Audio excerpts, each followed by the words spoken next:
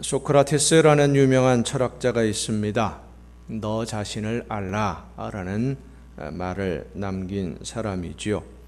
이 소크라테스가 너무 지혜로워서 아테네에 있는 사람들의, 특별히 철학자들의 시샘을 많이 받았습니다.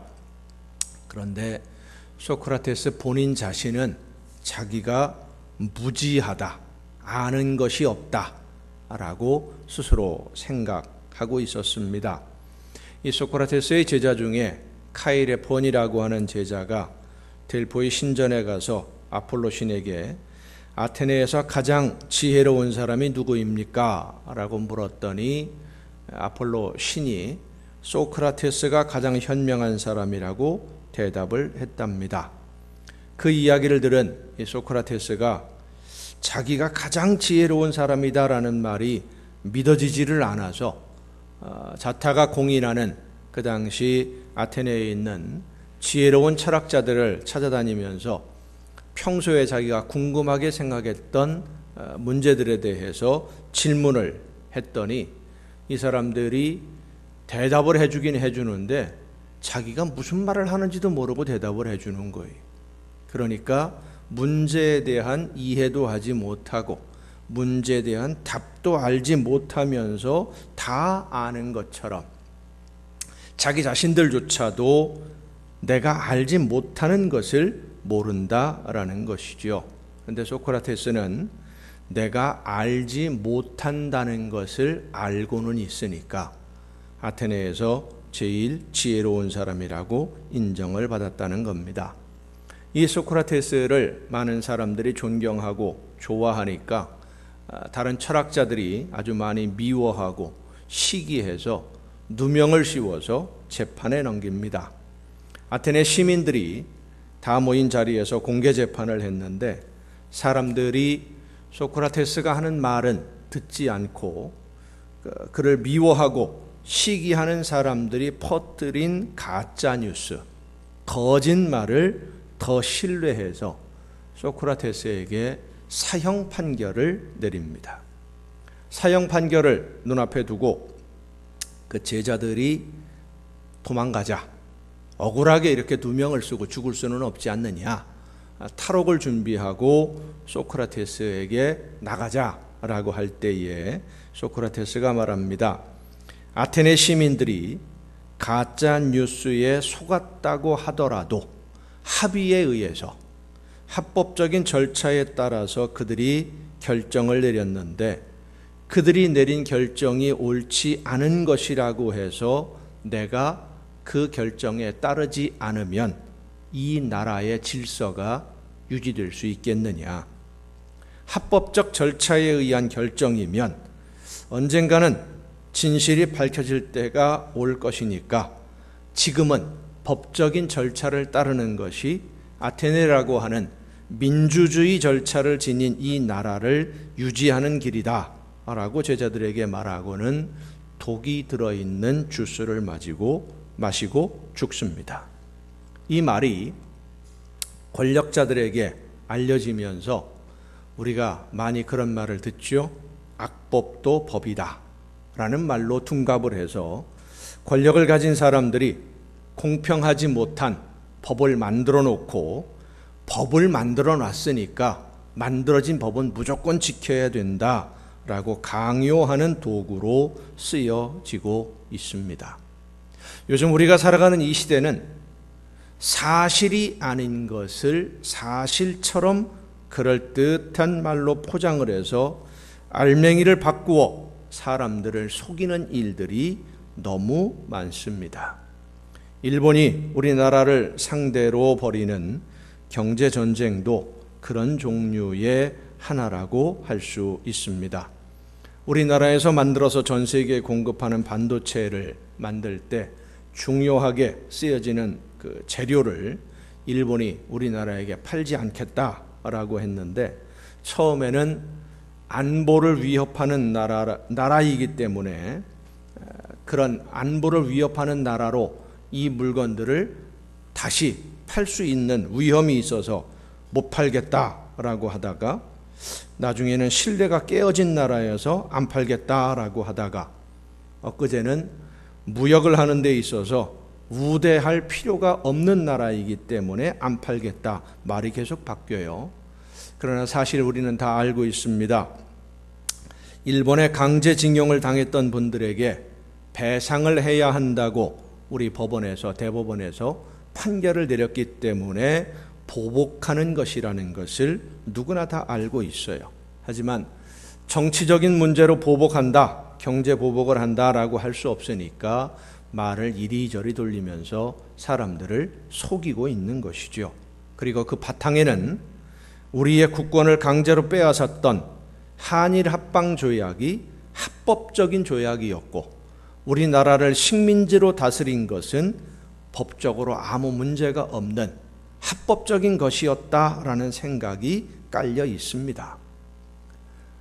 전후에, 제2차 세계대전 후에 중국이나 필리핀이나 일본이 침략했던 다른 나라들에게는 배상도 하고 보상도 했습니다. 그리고 지금도 고개를 숙이고 자기들이 잘못했다고 합니다. 그런데 유독 우리나라에게만큼은 고개를 숙이지도 않고 사죄하지도 않고 잘못했다고도 안 하는 것은 한일 합방으로 식민지를 만들고 우리를 다스린 것이 합법이라고 생각하고 있기 때문이에요. 지금도. 일본 외무성이 편집한 일한 국교 정상화 교섭이라는 그런 책이 있습니다.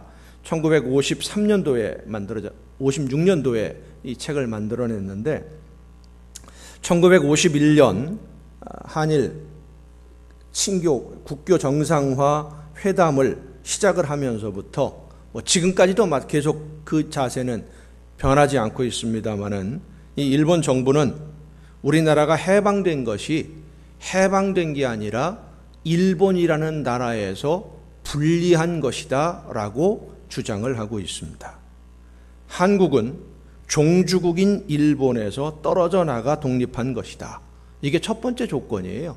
일본 사람들이 이야기하는 대한민국이라는 나라가 따로 존재하고 있다가 일본의 식민지로 다스려지다가 해방을 맞아서 독립한 게 아니라 원래 일본이라는 나라에 소속되어 있는 나라였었는데 떨어져 나간 거다라는 게 첫 번째 조건이었습니다. 두 번째로 식민지 지배는 합법이었다. 세 번째는 불법을 전제로 하는 배상은 있을 수 없다. 이 세 가지 조건이 1951년도 국교 정상화를 시작하는 회담에서 시작되어서 오늘날까지 조금도 변하지 않고 있습니다. 일본 사람들이 양보를 안 해요. 나라를 빼앗은 것도 합법이고 우리 국민들을 강제로 끌고 가서 노예처럼 일하게 한 것도 합법이고 우리나라를 침탈해서 모든 것을 빼앗아간 것도 합법이고 자기들은 잘못한 게 하나도 없다는 겁니다. 그렇게 이웃을 지배하고 침략해서 힘으로 모든 것을 지배하려는 군국주의에 물든 사람들이기 때문에 자기들이 저지른 잘못에 대해서 반성하거나 죄를 인정하려고 하지 않으니까 그럴듯한 말로 포장을 해서 전 세계를 상대로 거짓말을 하고 있는 것이죠. 우리는 일상 이 생활 속에서 사회 속에서 이루어지는 일들 뿐만 아니라 모든 일에 실체를 볼 수 있어야 됩니다. 가짜 뉴스를 보고 분노하지 말고 진실을 봐야 돼. 예수님을 십자가에 못 박으려고 계획한 사람들은 서기관들, 그 당시에 바리새인들, 제사장들, 사두개인들이었습니다.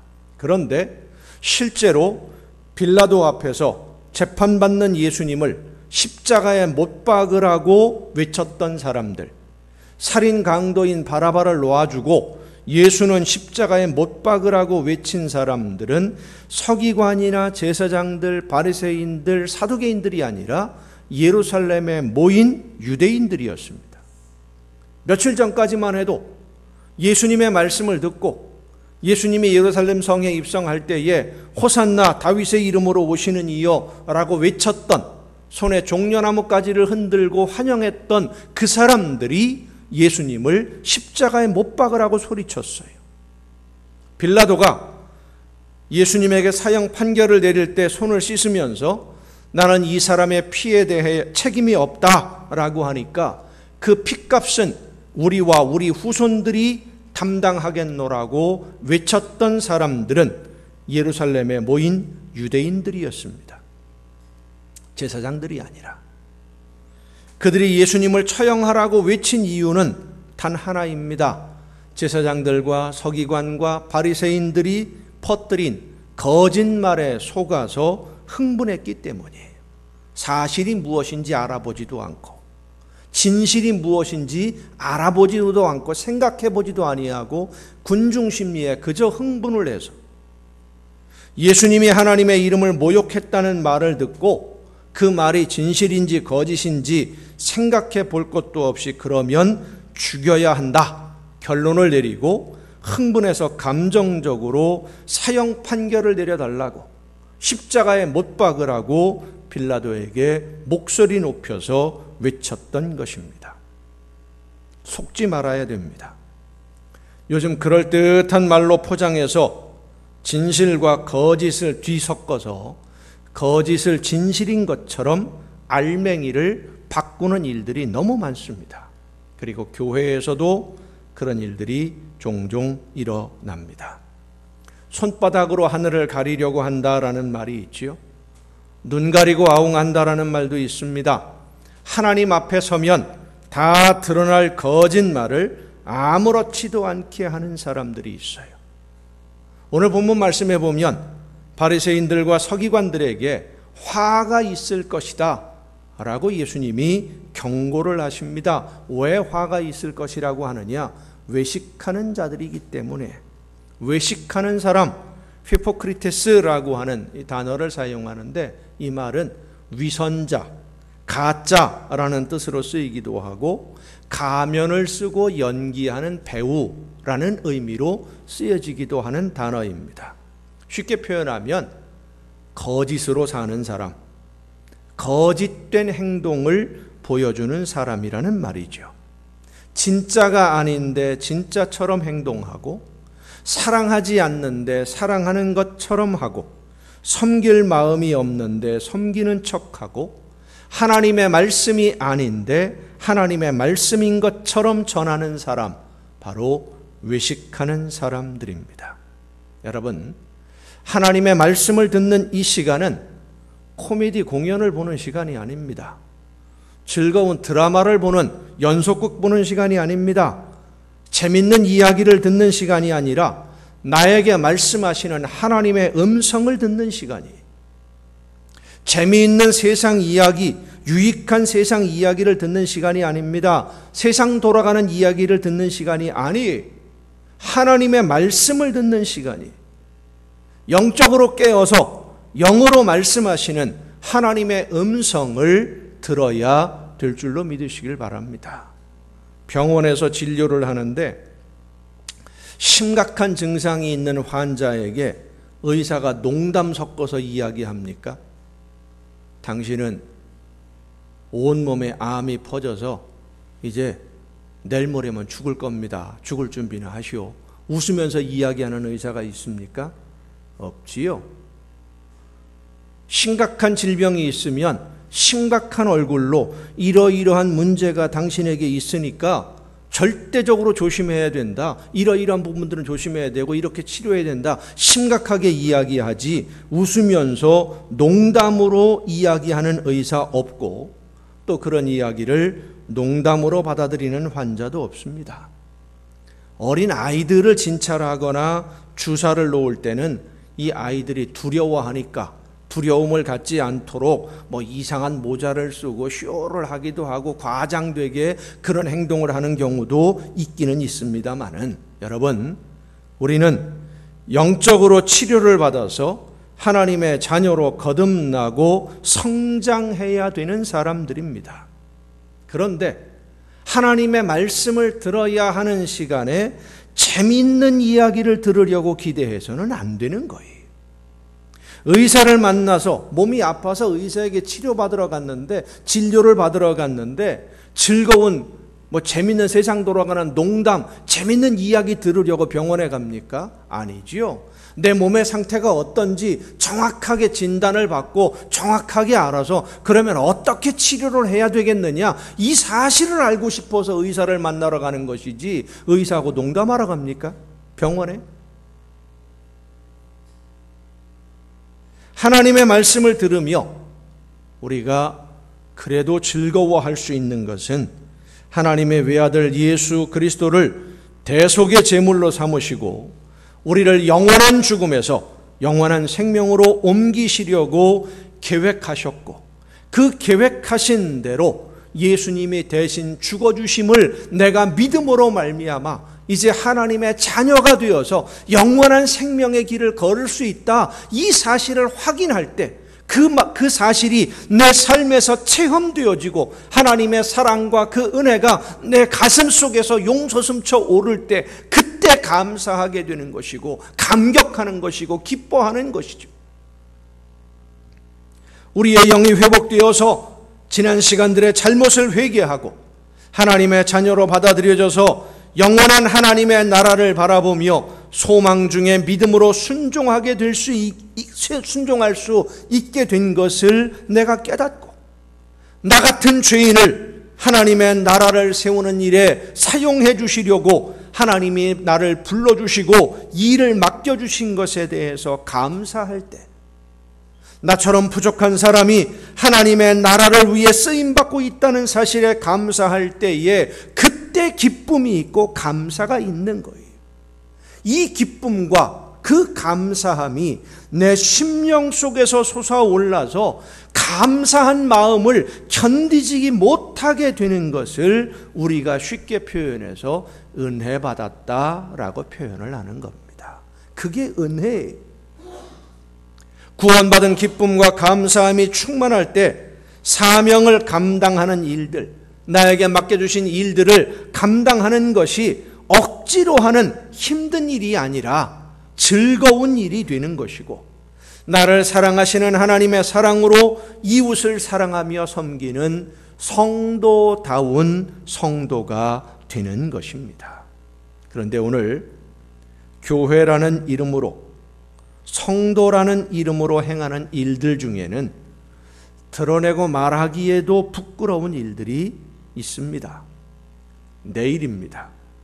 명성교회의 세습이 적법한 절차를 거친 것이냐에 대한 총회 재판국 판결이 내일 있을 예정입니다. 내용은 간단합니다. 우리 교회가 소속된 교단이 헌법이 있는데, 법이 있어요. 법 절차를 정해놓은 것이 있는데, 그 법에 보면 위임 목사 또는 담임 목사 청빙에 있어 해당 교회에서 사임 또는 은퇴하는 목사의 배우자 및 직계 비속과 그 직계 비속의 배우자, 해당 교회 시무장로의 배우자 및 직계 비속과 그 직계 비속의 배우자는 위임 목사 또는 담임 목사로 청빙할 수 없다, 이렇게 되어 있습니다. 헌법에. 그러니까 은퇴하는 사람의 아들이나 사위나 며느리나 내지는 어디까지 가나 조카나 이렇게 친인척이 되는 사람, 혹은 그 교회 시무하는 장로님들의 그런 일가족, 이런 사람들은 절대 그 교회 담임 목사로 청빙할 수 없다, 이렇게 되어 있어요. 그런데 서울에 있는 우리가 잘 아는 명성교회는 전임 목회자가 은퇴하고 2년이 지나도록 후임 목회자를 청빙하지 않고 있다가 아들을 후임자로 청빙하고서 하는 말이 은퇴하는 목회자가 아니라 은퇴한 목회자니까 그 법에 저촉이 되지 않는다고 지금 우기고 있는 겁니다. 이 법조항이 만들어지기 전에 2013년도에 이 법이 명성교회에서 총회를 할 때 거기서 통과시킨 법이에요. 명성교회에서. 그 법이 만들어지기 전에 은퇴하신 분들의 후손들에게까지 이 법을 소급 적용하는 것은 좀 문제가 있으니까 이 법이 만들어지는 날로부터 그 이후에 은퇴하는 사람들은 절대 자녀들에게 세습하는 일이 없도록 하자. 그래서 만들어진 법입니다. 그런데 명성교회는 이 법이 만들어진 다음에 은퇴했으니까 아들을 후임자로 청빙하면 안 되는 건데, 교회 규모가 크고 사람들이 많이 모이고 돈이 많으니까 우리는 내 맘대로 하겠다. 법이고 뭐고 다 필요가 없다. 내 맘대로 하겠다라고 하고 있는 거예요, 지금. 명성교회를 담임하던 김삼환 목사님, 은퇴하기 2년 전에 공식 석상에서 설교하면서 그리고 자신의 이름으로 출판한 책에서 뭐라고 얘기했느냐 하면, 아들에게 교회를 물려주는 세습은 교회를 사유화하는 사탄의 세력이라고 그랬어요. 자기 말로. 그렇게 설교한 사람이 자신의 아들이 후임자로 청빙받도록 하고 지금 강단에서 여전히 설교하고 있습니다. 외식하는 사람이 어떤 사람인지를 잘 보여주는 표본이라고 할 수 있어요. 여러분, 우리는 껍데기 신앙, 예수 믿는 사람이라는 가면을 벗어야 됩니다. 가면 쓰고 있다고 해서 하나님의 자녀가 되는 것 아닙니다. 대다수가, 많은 사람들이 지지한다고 해서 다 진리가 아닙니다. 민주주의를 넘어서서 하나님의 말씀에 귀를 기울여야 되고 하나님의 말씀에 순종하는 신앙생활을 해야 됩니다. 사람들이 하는 이야기, 이것이 옳다 저것이 옳다 하는 데 따라서 흔들리지 말고 하나님의 뜻이 어디에 있는지, 하나님이 원하시는 것이 무엇인지를 집중해서 들어야 돼요. 성령의 인도하심에 귀를 열어야 됩니다. 마음을 열어야 됩니다. 가짜와 진짜를 잘 구별해야 돼요. 다른 것은 좀 속아도 그렇게 큰 위험 없어요. 명품이라고 생각해서 명품이라고 다 붙어있기 때문에 샀는데 알고 보니까 이게 짝퉁이다. 내가 좀 돈 좀 손해보고 말면 되는 거예요. 그렇게 심각하게 우리에게 위기로 다가오진 않습니다. 그러나 복음만큼은, 하나님의 말씀만큼은 속으면 안 돼요. 잘못 믿으면, 복음이 아닌 것을 복음이라는 말을 듣고 가짜를 믿으면, 외식하는 사람들의 이야기를 듣고 믿다가 마지막 하나님 앞에 섰는데 너 가짜 믿었구나, 이렇게 되면 어떻게 되는 거예요? 그때는 돌이킬 수가 없습니다. 늦어요. 우리가 가장 두려워해야 되는 것은 내가 가지고 있는 가치관이라는 걸음망으로 걸러서 내가 듣고 싶은 것만 듣는 거예요. 사람의 가치관은 쉽게 변하지 않습니다. 그래서 한번 가짜 뉴스에 속아서, 가짜 복음에 속아서 잘못 길을 들어서면 내가 생각하기에 옳은 길이다 라고 생각하기 때문에 나오라고 아무리 얘기해도 안 들어요. 여러분, 2단 사이비에 빠진 사람들, 너 지금 2단 사이비에 빠졌으니까 거기 가면 안 된다, 이 얘기해 보세요. 안 들어요. 우리를 오히려 불쌍한 사람처럼 바라봅니다. 왜? 그것이 옳다고 생각하니까. 중국 고전 중에 전국책이라는 그 책이 있습니다. 그 책 내용에 보면 강남종귤 강북위지라고 하는 말이 있는데, 이 말은 말 그대로 번역하면 그렇습니다. 강남의 귤이 강북에 갔더니 탱자가 되었다, 이런 얘기예요. 춘추시대에 제나라에 안영이라고 하는 사람이 지혜도 출중하고 정략도 대단하고 구변도 있고 담력이 대단하다라고 여러 나라에 소문이 났어요. 그 말을 들은 초나라의 영왕이 호기심이 생겨서 이 안영이라는 사람을 초대를 했습니다. 그 당시 초나라는 제나라보다 훨씬 강대한 나라였어요. 힘이 있는 나라예요. 자기보다 약한 제나라를 우습게 보는 마음을 초나라 영왕이 가지고 있었는데, 마침 한 죄인을 끌고 지나가는 모습을 보고 물었습니다. 여봐라, 그 죄인은 어느 나라 사람이냐? 포졸이 대답을 합니다. 예, 제나라 사람입니다. 잘됐다 싶은 마음이 들었는지 이 영왕이 안영을 돌아보면서 말하기를, 제나라 사람은 원래 도둑질을 잘하는가 봅니다 라고 비꼬았어요. 그때 안영이라는 사람이 웃으면서 대답한 말이, 제가 알기로 귤을 강남 땅에 심으면 귤이 되지만 강북에 옮겨 심으면 탱자가 되어버린다고 합니다. 잎사귀는 비슷한데 열매의 맛은 다릅니다. 그렇게 된 까닭이 무엇이겠습니까? 물과 흙이 다르기 때문이지요. 제 나라 사람이 제 나라에 있을 때는 도둑질이 무엇인지도 몰랐는데 초나라에 와서 도둑질을 한 것을 보면 초나라 풍토에 문제가 있는 것 같습니다. 라고 대답을 했다는 겁니다. 그 말에서 강남 종귤, 강북 위지라는 말이 유래가 됐는데 모두가 도둑인 곳에서는 도둑질이 당연한 일이 됩니다. 가짜 복음을 믿는 사람들이 모인 곳에 아무리 진짜 복음을 외쳐도 듣지 않습니다. 그래서 우리는 내가 지금 어디에 있는지, 내가 지금 하나님의 말씀에 성경에 기록된 대로 바르게 믿고 있는지 나 자신을 늘 돌아봐야 됩니다.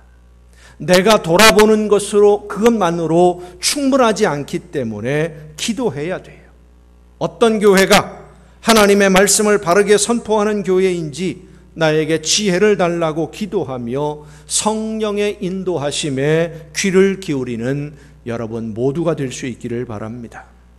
그리고 주변에 있는 모든 사람들에게 이 교회가 하나님의 말씀을 선포하는 교회이니까 와보라고 권면을 하고 와서 복음을 듣고 하나님의 자녀가 되라고 전해야 됩니다.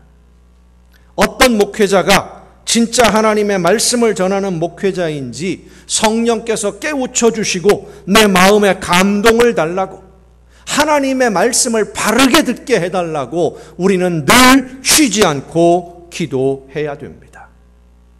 저는 저 자신이 진짜 목회자라고 하나님의 말씀대로 살아가며 하나님의 말씀만 선포하는 목사라고 자신 있게 말하지 못합니다.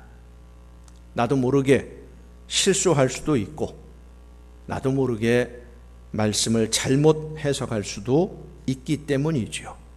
때로는 나도 모르는 사이에 감정적으로 격앙이 되기도 하고 그래서 내 생각이 맞다고 증명해주는 성경 말씀을 찾으려고 할 때도 있습니다. 그래서 저는 항상 기도하되 특별히 말씀을 준비하고 전할 때 더 큰 두려움을 가지고 기도합니다. 다른 것은 몰라도 다른 것은 제대로 못한다 할지라도 하나님의 말씀만은 바르게 전할 수 있도록 내 마음과 내 생각을 붙들어 주옵소서 기도합니다. 여러분도 저를 위해서 많이 기도해 주시길 바랍니다. 우리가 사는 이 시대는 진짜 행세를 하는 가짜가 너무 많습니다. 개인의 이익을 위해서 성경을 이용하고 교회를 이용하는 사람들을 진짜 복음을 전하는 사람이라고 할 수 없습니다. 교회라고 할 수도 없지요. 시설이나 환경이 중요한 것이 아니라 하나님의 말씀입니다. 말씀이 중요해요.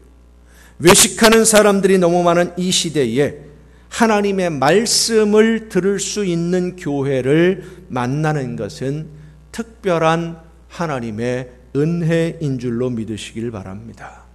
그런데 많은 성도들이 말씀이 얼마나 중요한지를 잊고 있어요. 일반적으로 인문학에서 보면 사람들이 고마운 일을 내가 받게 되면 처음에는 고마운 마음을 갖게 되다가 계속해서 받다 보면 익숙해지면 고마운 마음, 감사하는 마음이 사라진다고 합니다. 이 어둡고 혼탁한 시대에 하나님의 말씀, 생명의 복음을 들을 수 있는 것 당연하다고 생각해서는 안 됩니다. 하나님의 크신 은혜요, 성령의 놀라우신 선물인 줄로 믿으시길 바랍니다. 말씀을 듣고 깨달아서 하나님이 원하시는 뜻이 무엇인지를 알게 되는 것은 당연한 일이 아니라 매우 귀한 은혜이고 더할 나위 없이 감사한 일입니다. 오늘도 우리에게 말씀해 주시는 하나님의 말씀을 듣게 된 것에 감사하면서 그 말씀에 순종하는 성도가 되므로 하나님의 나라를 아름답게 이루어가는, 그래서 마지막 하나님 앞에 섰을 때에 착하고 충성된 종으로 칭찬 듣는 여러분 모두가 될 수 있기를 예수님의 이름으로 축원합니다.